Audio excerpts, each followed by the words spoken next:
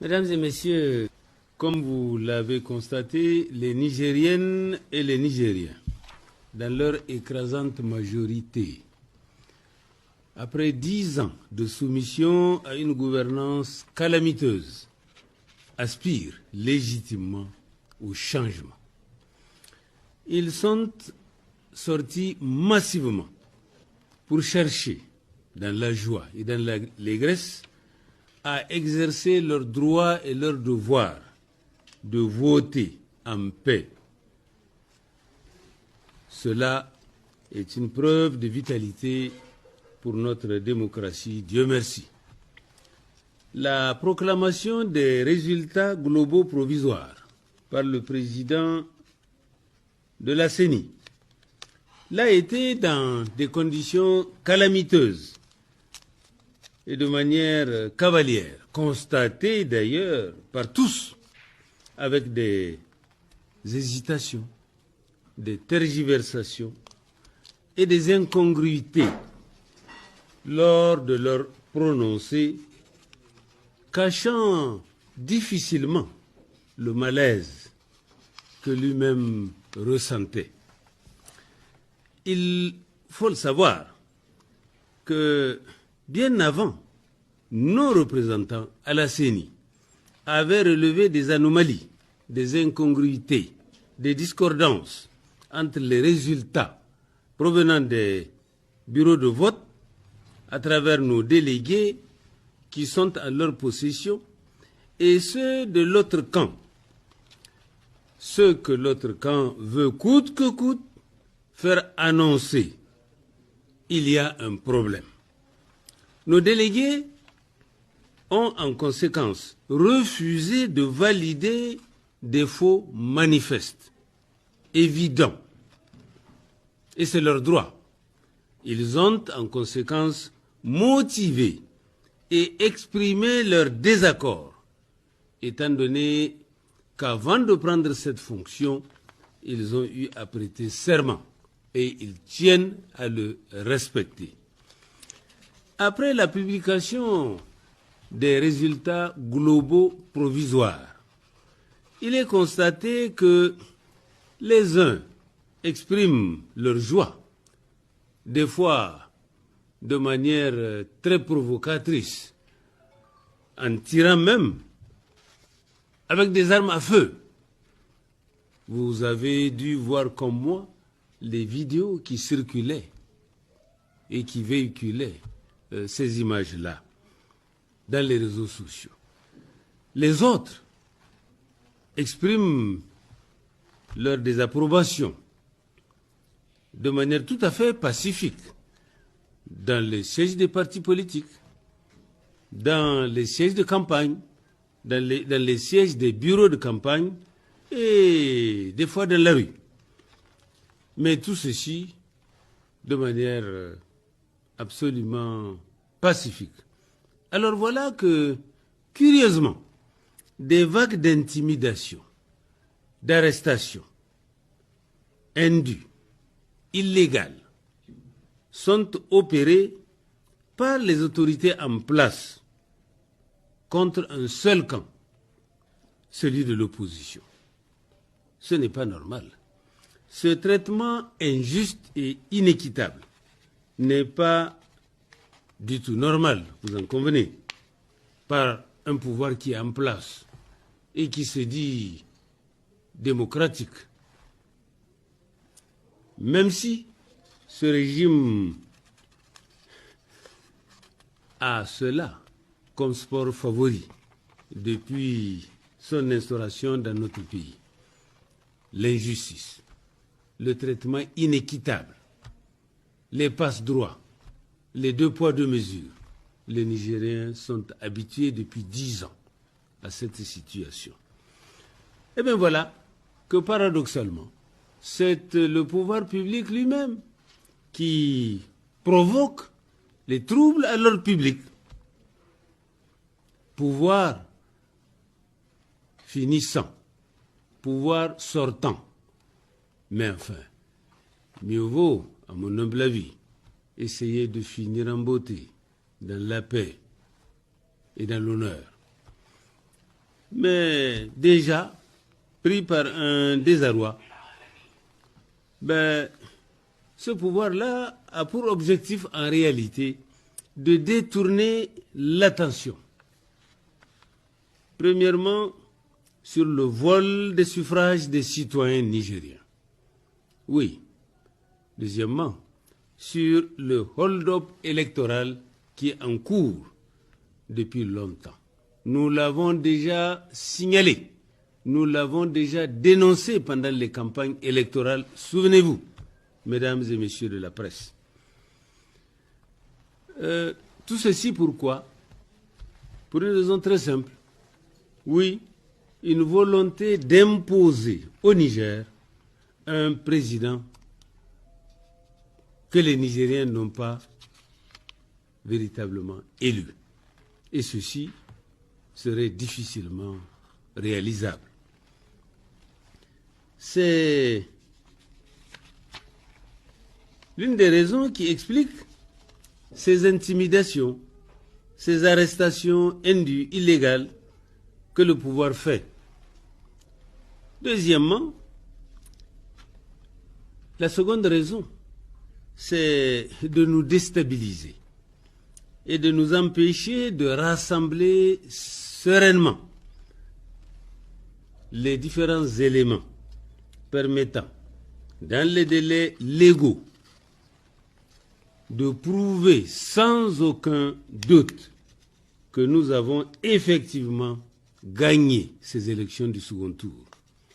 Oui, les résultats en notre possession, déjà, sur la base des compilations des PV, nous donnent gagnant, je vous l'avais déjà annoncé, avec 50,30% des suffrages exprimés valables, malgré les multiples malversations et manipulations qui ont émaillé le processus. Par exemple, si je prends la région de Difa, à Difa, les malversations les plus flagrantes sont, entre autres, sur près de 180 bureaux de vote. À peine 50 bureaux de vote ont fonctionné normalement. Tout le reste, ce sont des procès-verbaux préparés, comme je l'avais dit du reste avant, 6 ou 7 jours avant le jour du vote, préparés à l'avance. Et les autres bureaux n'ont même pas ouvert au niveau de la région de Difa. Plus précisément, si vous prenez sur les 50 qui ont ouvert normalement, on s'est retrouvé avec 2 PV différents. Et le président de la CENI communale a refusé de prendre les PV issus des bureaux de vote normaux pour ne retenir que les PV préfabriqués et sur ces PV préfabriqués qu'ils ont retenu les résultats. Ça, c'est Difa. Précisément, si vous prenez le cas de la commune de Ngourti. D'ailleurs, il vous souviendra, mesdames et messieurs de la presse, que pendant les campagnes, dans plusieurs régions, j'avais déjà dénoncé le fait qu'il y a des procès-verbaux préfabriqués qui seront ventilés dans les différentes régions et qui vont être frauduleusement introduits comme étant des résultats de l'expression du vote des citoyens, ce qui est faux. J'avais annoncé, par exemple, le chiffre de Ngourti et le chiffre de Tesker. Eh bien, je vous invite à vérifier. Dans la déclaration du président de la CENI, vous allez vous faire une idée de ce que nous avons déjà dénoncé à l'avance, 6 jours avant. Ils n'ont pas le monopole de l'information, même si c'est eux qui, aujourd'hui, sont au pouvoir. Oui. Voyez-vous, mesdames et messieurs, en conclusion, les résultats provisoires qui ont été annoncés du vote de la commune de Ungurti, puisque je l'ai prise comme exemple au niveau de Difa, ce résultat-là est un faux et il doit être annulé. Cela est valable aussi pour Ningimi. C'est valable aussi pour la commune de Kablewa. Je prends encore un autre exemple d'une autre région. Tawa, par exemple. Il n'y a pas eu de vote du tout dans la partie zone nord, comprenant, par exemple, les 5 communes suivantes. Abala, Tabalak, Tamaya, Azay, Akubunu, entre autres. Il y a eu un semblant de vote, par exemple dans la ville de Abalak. Oui, je saute, je vais à Chinta. Mais le département de Chintabaraden, qui a 2 communes, Chinta et Kaou, mais dans ce département, il n'y a pas eu non plus de vote du tout. Oui. Je vais encore à nouveau, pratiquement au hasard, en tirant au hasard, Tassara, Tilia, pas de vote du tout. Bambay, Afala, nos délégués ont été chassés sous prétexte que localement, ils ont déjà mis des délégués à eux. Oui. Pour le moment, je ne vais pas citer des noms, mais il y a des supports audiovisuels en notre possession, ainsi que des témoignages par des spécialistes assermentés. Le président de la CENI de Afala, par exemple, a chassé à 2 reprises, tenez-vous bien, nos délégués dans cette localité-là. Et là également, nous disposons de témoignages audiovisuels à cet égard. Nous ne faisons aucune affirmation sans base, parce que nous avons appris que certains, suite à notre première déclaration, se sont aventurés à dire que nous parlons sans base. Ils vont être surpris. L'interception des urnes par des braquages qui remplissent les PV et obligent nos délégués à signer sous menace d'armes à feu. Il faut qu'on le dise haut et fort. Des numéros de véhicules utilisés à cet effet ont été relevés et seront dans les dossiers. Si j'évolue toujours au niveau de la région de Tawa, 11 communes que je vais vous citer, mesdames et messieurs. Chintabarad, Tassara, Tabalak, Azay, Akubunu, Tamaya, Bambay, Tebaram, Tilia, Kaou, Abalak. Ben, de nombreuses actions ont été menées, comme les suivantes. Enlèvement. Oui. Braquage avec arme à feu. Remplissage des PV par les braqueurs. Certains PV remplis dans l'enceinte même de la commune en question.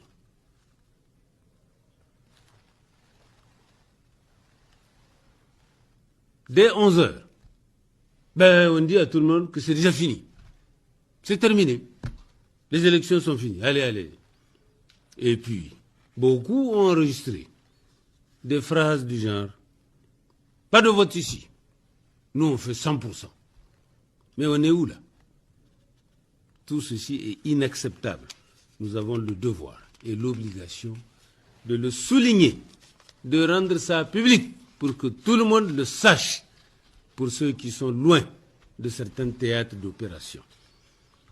Ainsi, en conclusion, les résultats globaux, comme je l'avais annoncé sans aller dans les détails la fois passée, de Tawa, n'ont pas été signés par notre représentant à la CENI régionale.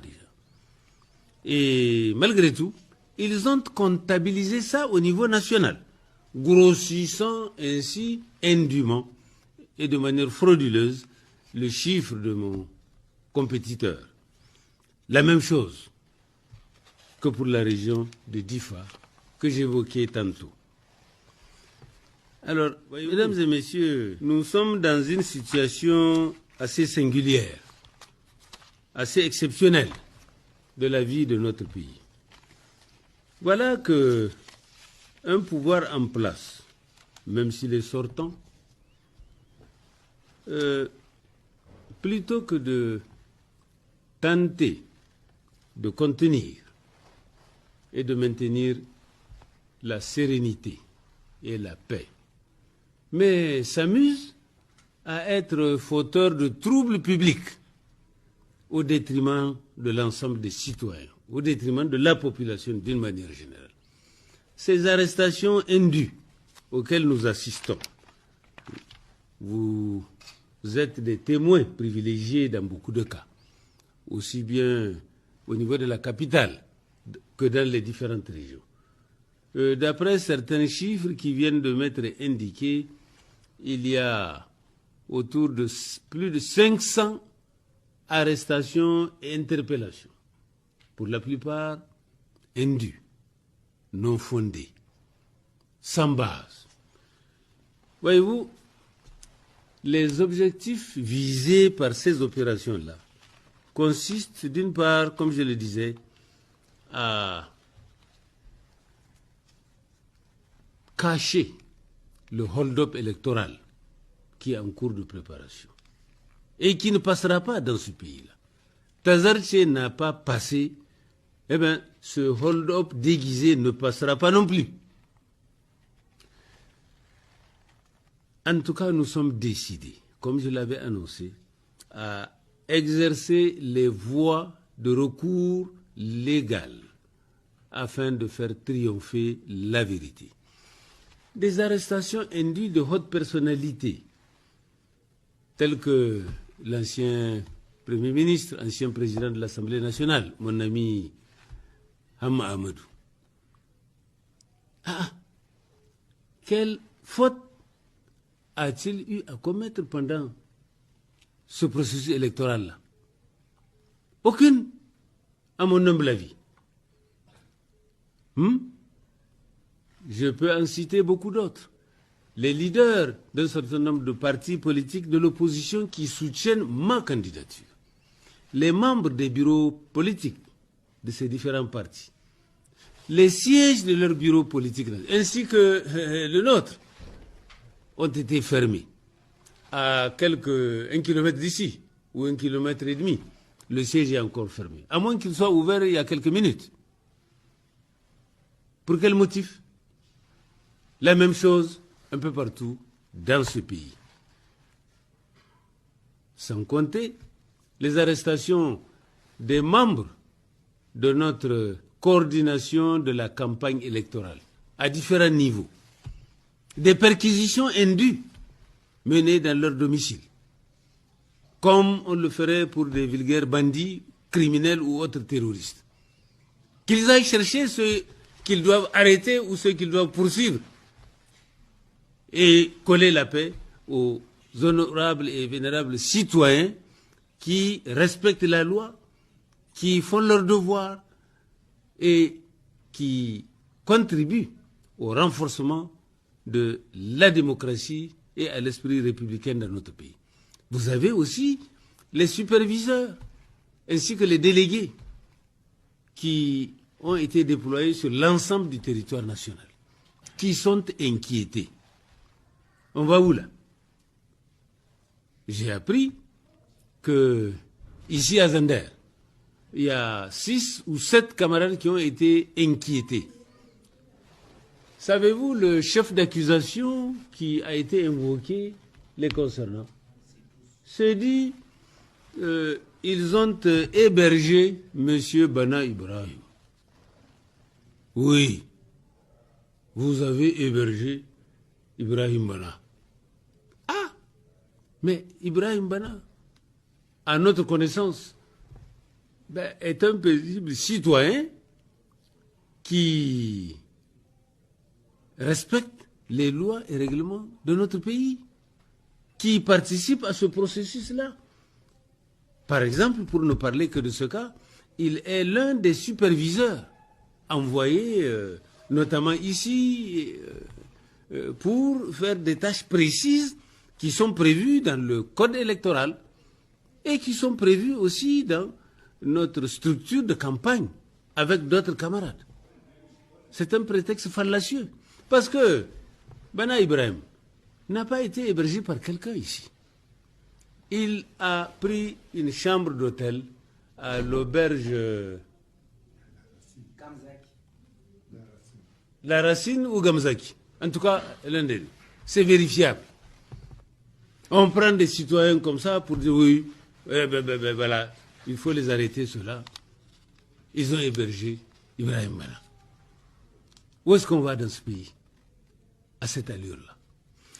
Nous sommes disposés à ne pas nous laisser faire avec des actes et des instructions absolument illégales. Oui, il faut que ce soit bien entendu et bien compris par tous, de manière à ce que vraiment les choses retrouvent leur situation normale. Oui, je rappelle aux uns et aux autres que non seulement le fait de donner, mais le fait aussi de procéder à l'exécution d'une instruction illégale est formellement puni par la loi. Même si c'est un ordre manifestement illégal qui est donné, eh bien, il est répréhensible et il ne doit pas être exécuté comme ça, les yeux fermés. Pour ceux qui l'ont oublié, il faut qu'ils se le rappellent. Et je pense que nous sommes tenus, tous citoyens nigériens que nous sommes, à veiller à ce que l'ordre républicain, démocratique, soit respecté par tous, à tous les niveaux. En conséquence, nous considérons que ces différents actes d'intimidation qui sont illégaux, qui sont indus, ces différents actes-là doivent être sans délai arrêtés. Parce que j'ai toujours dit cela et je ne l'ai pas inventé. Un de mes prédécesseurs l'a dit à plusieurs reprises, à un moment où d'ailleurs la situation n'a pas atteint ce niveau de gravité, aussi bien dans notre pays que dans notre sous-région, que de l'injustice et de l'inéquité naît la frustration. Et c'est de la frustration que naît la révolte. De la révolte naît les débordements, les dérapages, l'insécurité. Et de l'insécurité généralisée naît l'instabilité. Je pense qu'aucun dans ce pays ne doit être indifférent à l'articulation de ce processus-là. Nous sommes dans un pays qui dispose de 8 voisins. Je n'en connais pas de pays au monde qui dispose de plus de 8 voisins. 8 voisins que le Niger a.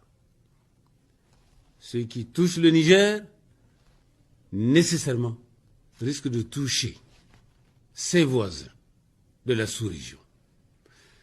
En conséquence, j'interpelle également la communauté internationale sur les risques de dégénérescence de cette situation post-électorale du Niger, qui, pour le moment, peut être encore gérable, contrôlable,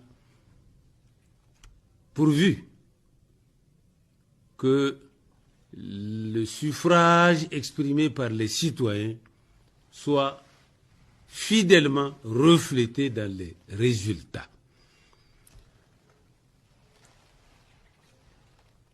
Je pense que le moment est venu pour que les plus hautes autorités de ce pays prennent conscience de la nécessité.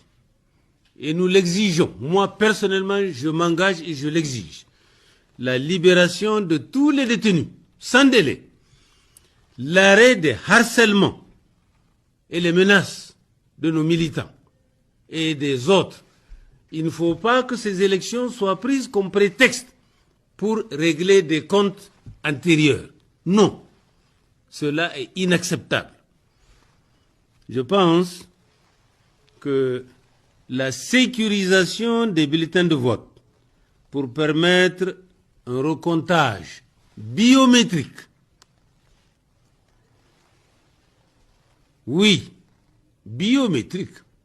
Je sais qu'effectivement, le premier fichier biométrique clamé n'est pas celui qui est utilisé aujourd'hui. Mais même celui qui est utilisé actuellement est aussi biométrique. Parce que pour voter, on utilise l'empreinte digitale. Et vous le savez, depuis plusieurs dizaines d'années, sur nos cartes d'identité et autres, l'empreinte digitale a toujours été utilisée. Et vous le savez aussi, que la CENI elle-même avait le 21 février déclaré qu'il y a eu des faux bulletins qui ont été reproduits frauduleusement et introduits dans notre pays à partir d'autres pays. Mais je l'avais dit la fois passée et je le redis encore, il faut identifier les auteurs et dire à l'opinion nationale et internationale les sanctions qui ont été envisagées pour ces cas-là. Le code électoral de notre pays prévoit que la CENI est responsable des urnes et des PV qui sont utilisés dans les bureaux de vote. Alors, qu'est-ce qu'ils ont fait pour les faux bulletins et les autres PV et autres qu'ils ont eux-mêmes déclarés? Je vous remercie.